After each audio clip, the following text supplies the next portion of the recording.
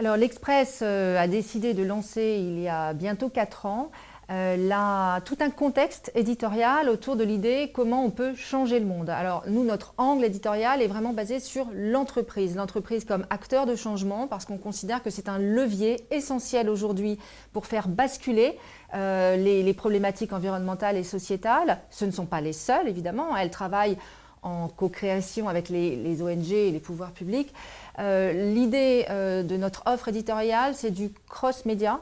On a un hors-série qui sort une fois par an, c'est Pionniers qui changent le monde. Donc il y a une centaine de pages, une dizaine de journalistes qui pendant plusieurs mois vont enquêter dans les entreprises, dans certaines ONG, vont renseigner tout un tas de stratégies, voir comment on peut concilier dans une stratégie performance économique et impact social et environnemental. Ça c'est pour le print, comme on dit dans le jargon.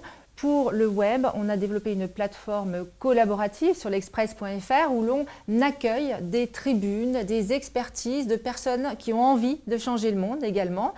On a également une émission du business et du sens où je reçois des personnalités qui changent le monde également, des grands patrons, des personnalités du monde artistique, du monde sportif qui sont concernés par l'intérêt général.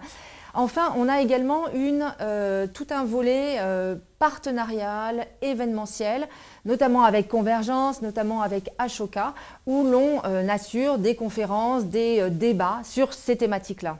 L'Express, avec ses pionniers qui changent le monde, met en avant des solutions. On met vraiment la lumière sur les bonnes pratiques des entreprises, des ONG, des pouvoirs publics.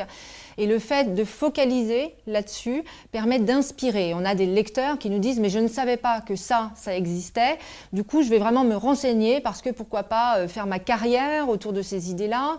Je ne savais pas que tel ou tel métier existait, donc je vais me renseigner. » Donc ça influe sur des carrières, ça peut influer sur des formations. On a des jeunes diplômés qui nous ont dit « il y a tel ou tel master, je ne savais pas, donc je vais effectivement me spécialiser. » On a également des entrepreneurs sociaux qui nous ont dit qu'après un article sur eux dans nos colonnes, ils avaient réussi, en allant voir le banquier, à décrocher des financements, par exemple. Donc, parce que effectivement, un article met la lumière, donc permet d'expliquer, c'est un regard plus neutre que si l'entrepreneur parlait de lui-même devant son banquier.